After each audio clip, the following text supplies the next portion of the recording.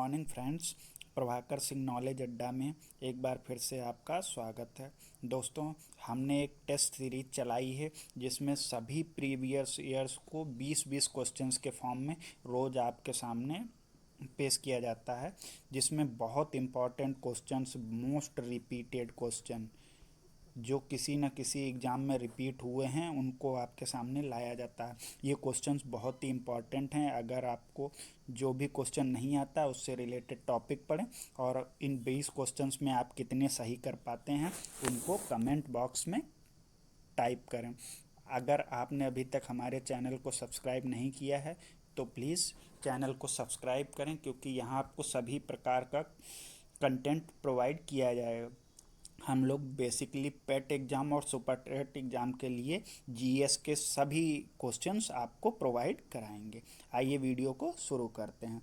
तो हमारा पहला क्वेश्चन, ये सीक्वेंस नंबर थोड़ा गड़बड़ हो गया है तो पर क्वेश्चन हमें करने और सीक्वेंस से कोई मतलब नहीं। सबसे पहला क्वेश्चन है, संघ लोक सेवा आयोग की नियुक्ति कौन करता है? तो ये पॉलिटी का क्वेश्चन है, आपने पढ़ा होगा यूपीएससी संघ लोक सेवा आयोग, इसके सदस्यों की नियुक्ति कौन करता है? तो हम सभी ने पढ़ा है, इसके सदस्यों की नियुक्ति भारत के राष्ट्रपति द्वारा की जाती है। भारत के राष्ट्रपति द्वारा की जाती, ध्यान रखेंगे। संघ लोक सेवा आयोग के सदस्यों की नियुक्ति किसके द्वारा करी जाती है? राष्ट्रपति द्वारा। ठीक है, नेक्स्ट क्वेश्चन करते हैं। पानीपत की तीसरी लड़ाई, मोस्ट इम्पॉर्टेंट क्वेश्चन, पानीपत की तीसरी लड़ाई कब हुई? तो ये क्वेश्चन उम्मीद करते हैं आपको आता होगा और आप अपना सही जवाब टिक लगा चुके होंगे। तो पानीपत की तीसरी लड़ाई 1761 ईस्वी में हुई। कब हुई? 1761 ईस्वी में हुई। ठीक है, अब केवल आपको पानीपत की तीसरी नहीं, पहली, दूसरी और तीसरी तीनों पढ़नी। पहली लड़ाई हुई थी 1526 में, जब बाबर आया हुआ था तो पहली लड़ाई हुई थी। दूसरी हुई थी 1556 में, अकबर ने लड़ी थी। ठीक है, और तीसरी कब हुई? 1761 में, अहमद शाह अब्दाली और मराठों के बीच हुई थी। ठीक है, तीनों ध्यान रखेंगे। पहली कब है? 1526 में, दूसरी 1556 में और तीसरी कब है? 1761 में। तीनों ध्यान रखेंगे। ठीक, आइए नेक्स्ट क्वेश्चन करते हैं। मोस्ट इम्पॉर्टेंट क्वेश्चन है ये क्वेश्चन, और सब लोग इसको गलत करते हैं, तो हमको ध्यान रखना है। निम्नलिखित में से कौन सा कुचालक है? कुचालक, कुचालक क्या होते हैं? जो विद्युत, जिनमें मतलब इलेक्ट्रिसिटी फ्लो नहीं होती है। ठीक है, या हीट कहो, एक सिरे से दूसरे सिरे तक नहीं जाती है। ठीक है, तो ऐसे पदार्थों को कुचालक कहा जाता है। तो देखते हैं कौन सा इनमें कुचालक नहीं है। हम सभी ने पढ़ा चांदी विद्युत की अच्छी चालक है, एल्यूमिनियम भी चालक है, और हमारा हीरा और ग्रेफाइट में आंसर है। तो याद रखना, ये दोनों किसके? कार्बन के अपर रूप हैं, जिनमें से हीरा जो है ये विद्युत का चालक नहीं है और ग्रेफाइट विद्युत का चालक है। तो हमारा जो सही जवाब होगा क्या होगा? वो आंसर होगा क्या? हीरा। हीरा क्या? विद्युत का कुचालक है। ध्यान रखना, क्वेश्चन पूछा जाता है कार्बन का कौन सा अपर रूप है, जो कौन सा है? ग्रेफाइट। ये कौन सा है? विद्युत का चालक है। लेकिन कार्बन का ही अपर रूप जो हीरा है, ये कैसा है? विद्युत का कुचालक है। दोनों क्वेश्चन पूछे जाते हैं। अगर चालक पूछे तो हम ग्रेफाइट लगाएंगे और कुचालक पूछे तो हीरा लगाएंगे, और कार्बन के ही ये दोनों अपर रूप हैं। तो इस सवाल का हमारा सही जवाब क्या है? हीरा। ठीक है, आइए नेक्स्ट क्वेश्चन करते हैं।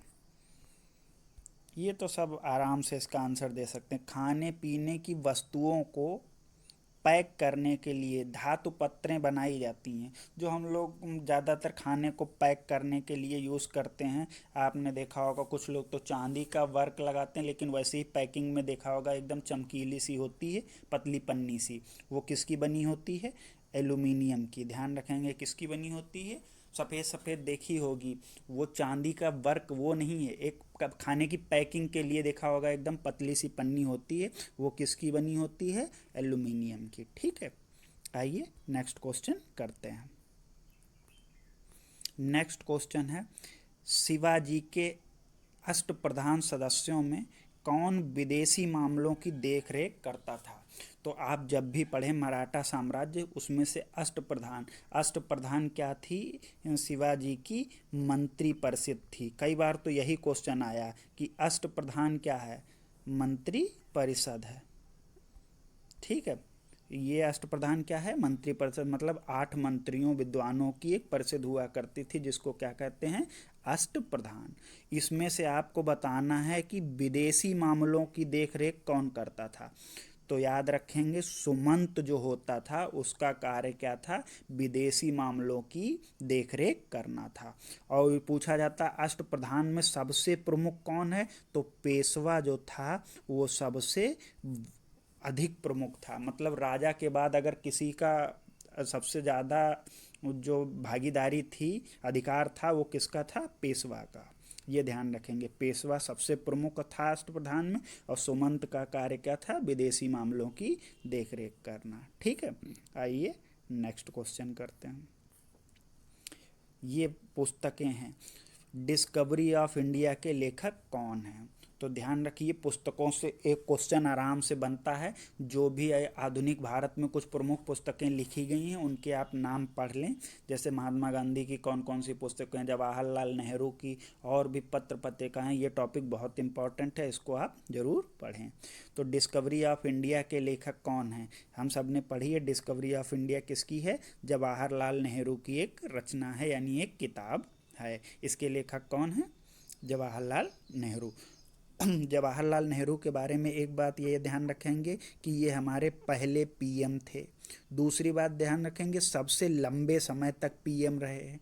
और तीसरी बात क्या ध्यान रखेंगे कि ये विदेश मंत्री थे। सबसे पहले विदेश मंत्री कौन थे?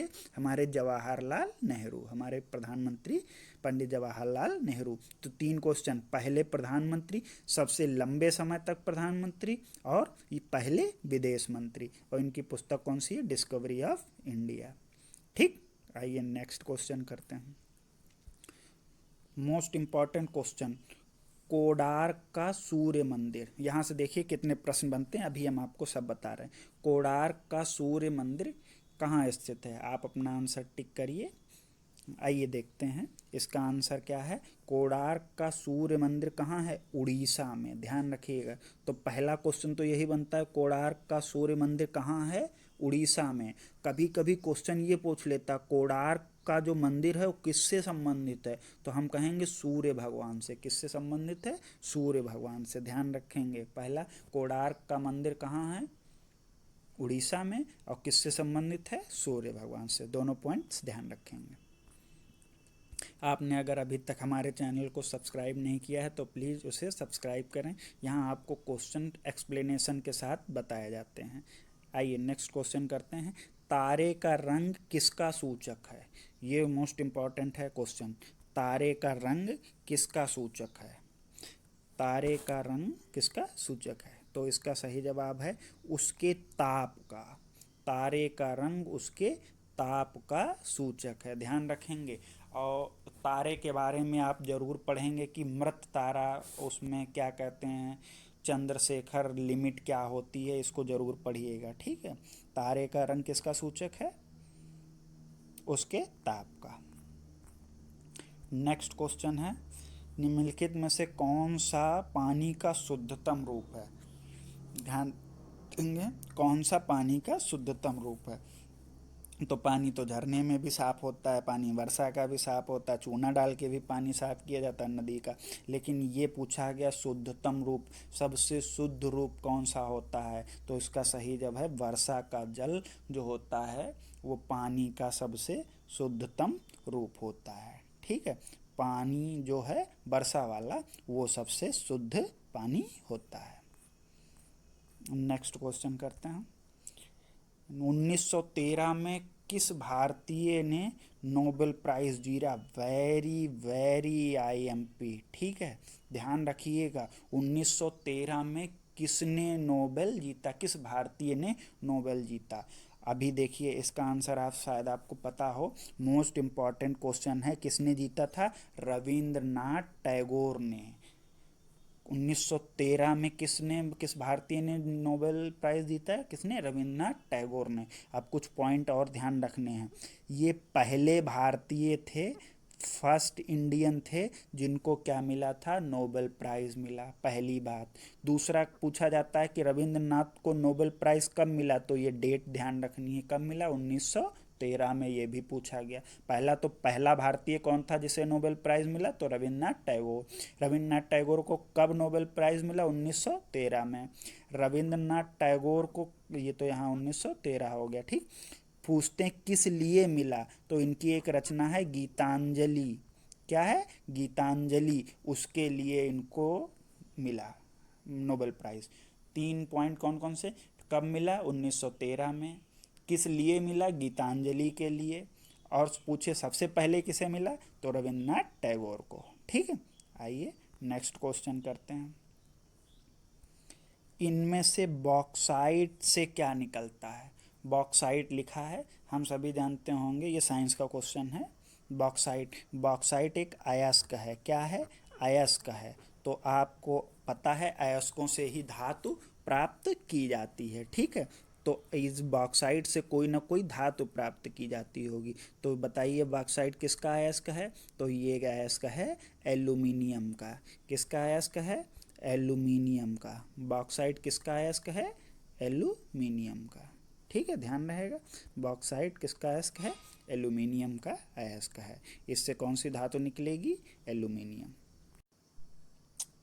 क्वेश्चन है, एक हॉर्स पावर कितने ये यहाँ वाट लिखा है, ठीक है, क्या कितने वाट के बराबर होता है? एक हॉर्स पावर कितने वाट के बराबर होता है? हिंदी में क्वेश्चन पूछा जाता है, वाट जो होता है इसको क्या कहते हैं? अश्व शक्ति। ठीक है, ध्यान रखेंगे, क्या कहते हैं? अश्व शक्ति। तो ये चीज़, इसका आंसर है 746 वाट। ये आंसर है हमारा डी वाला।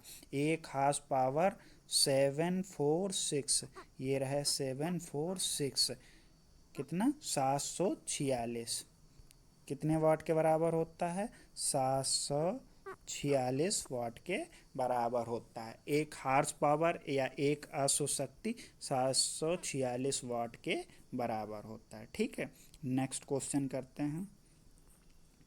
ये है, पर्यावरण के अंतर्गत क्या क्या आता है?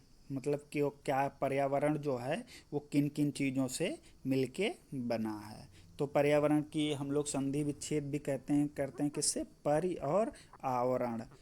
क्या होता है? पर्यावरण।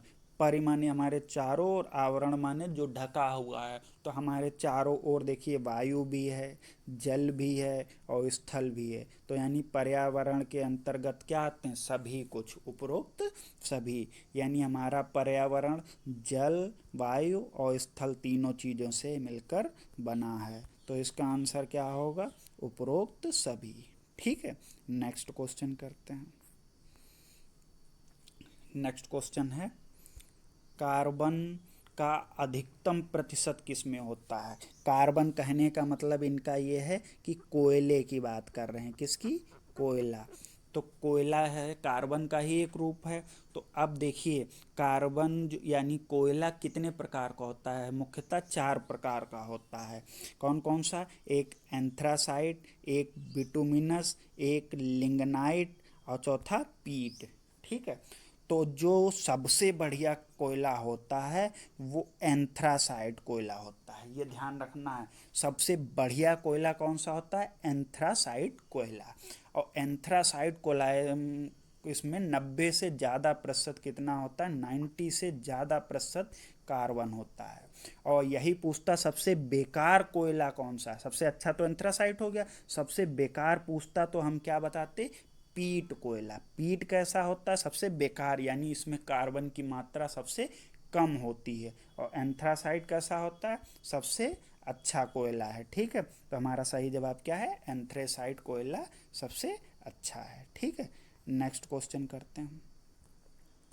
माचिस की तीली पर किसका मसाला होता है? हम सभी ने माचिस देखी है, जब हम इसको रगड़ते हैं तो ये जलने लगती। क्या कुछ तो एक मसाला इसमें लगा होता है हल्के लाल लाल रंग का, तो ये मसाला कौन सा होता है, ध्यान रखेंगे ये मसाला कौन सा है, ये मसाला होता है फास्फोरस। इसमें लाल फास्फोरस का प्रयोग किया जाता है माचिस की तीली पर, जो जरा सी रगड़ने पर ही क्या होता है, जलने लगता है। फास्फोरस का चिन्ह क्या होता है, सिंबल पी। ठीक है, और इसका परमाणु क्रमांक 15 होता है और परमाणु भार कितना होता है, 32। ठीक, ध्यान रखेंगे फास्फोरस का परमाणु क्रमांक 15, परमाणु भार 32, निशान क्या है, पी। ठीक, आइए नेक्स्ट क्वेश्चन करते हैं। एक चीज़ और ध्यान रखिए, इन सब के परमाणु क्रमांक याद कर लीजिएगा। सोडियम का होता है 11, मैगजीन मैगजीन मैंगनीज होता है, मैंगनीज का होता है 25 और कैल्शियम का होता है कितना, 20। कैल्शियम का 18 2 20, बेरियम स्ट्रॉन्सियम कैल्शियम, कैल्शियम का होता है 20, ध्यान रखेंगे। ठीक है, आइए नेक्स्ट क्वेश्चन करते हैं। ये तीनों ध्यान रखें। फास्फोरस का कितना बताया, 15। नेक्स्ट क्वेश्चन है, ये क्वेश्चन सबसे कंफ्यूजिंग है। देखिए क्या क्वेश्चन है, स्वतंत्र भारत के प्रथम भारतीय गवर्नर जनरल।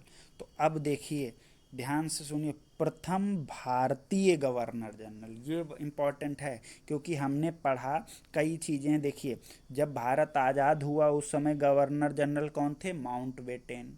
तो एक तरीके से अगर भारत के आज़ाद होने पे पूछे ये कौन गवर्नर जनरल थे, माउंटबेटन। जब भारत आज़ाद हुआ तो उसके बाद गवर्नर कौन बने, चक्रवर्ती राजगोपालचारी। तो चक्रवर्ती राजगोपालचारी थे, ये कांग्रेसी थे, यानी कह सकते हैं भारतीय थे। तो हमारा सही जवाब क्या होगा, स्वतंत्र भारत के पहले भारतीय गवर्नर जनरल कौन थे, चक्रवर्ती राजगोपालचारी, ध्यान रखेंगे। और अगर पूछे ब्रिटिश गवर्नर जनरल कौन था, तब हम माउंटबेटन लगाएंगे। भारतीय गवर्नर जनरल कौन थे, चक्रवर्ती राजगोपालचारी, और यही अंतिम गवर्नर जनरल भी थे। ठीक है, नेक्स्ट क्वेश्चन करते हैं।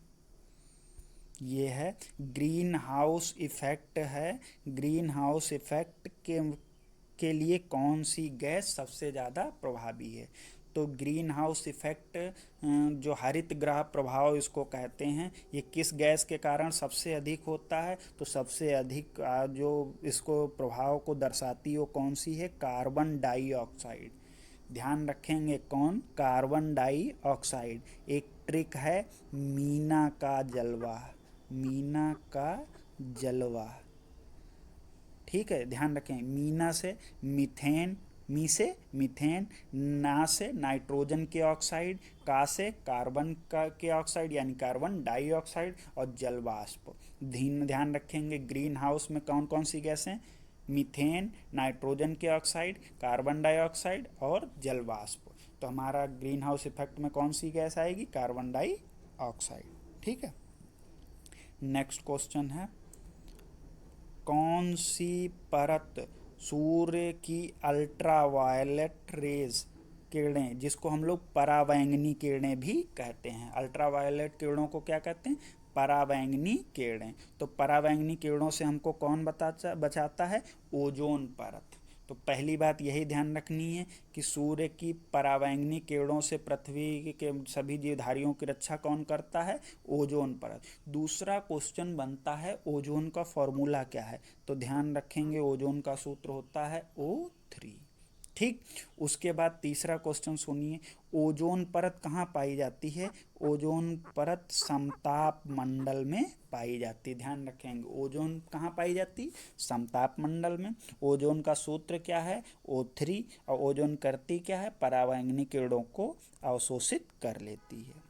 नेक्स्ट क्वेश्चन करते हैं, पेट्रोलियम में किसकी अधिकता होती है, मोस्ट इम्पॉर्टेंट क्वेश्चन है। पेट्रोलियम क्या होता है कि जो कच्चा तेल निकलता है, पेट्रोलियम पदार्थ, उनमें क्या होता है, उसका सबसे ज़्यादा मात्रा में कौन रहता है, तो ब्यूटेन। ब्यूटेन C4, इसका फार्मूला क्या होता है, C कितने होते हैं इसमें, 4 होंगे C, और H होंगे 10। ये फॉर्मूला होता है ब्यूटेन का, ध्यान रखेंगे, ठीक है। ब्यूटेन सही जवाब है। ये है हमारा आखिरी क्वेश्चन, कौन सा राज्य सभी ओर से भूमिबद्ध है, लैंडलॉक, मतलब ऐसा कौन सा भारत का राज्य है जिसके पास सभी स्थल वाले देश हैं चारों तरफ, मतलब उसकी सीमाओं के आसपास समुद्र नहीं है। तो हम सभी जानते हैं गुजरात कहाँ है, समुद्र के पास है, ठीक है। आंध्र प्रदेश भी समुद्र के पास है। छत्तीसगढ़ और महाराष्ट्र, महाराष्ट्र मुंबई जहाँ है वहाँ भी समंदर है। तो बचा कौन, छत्तीसगढ़।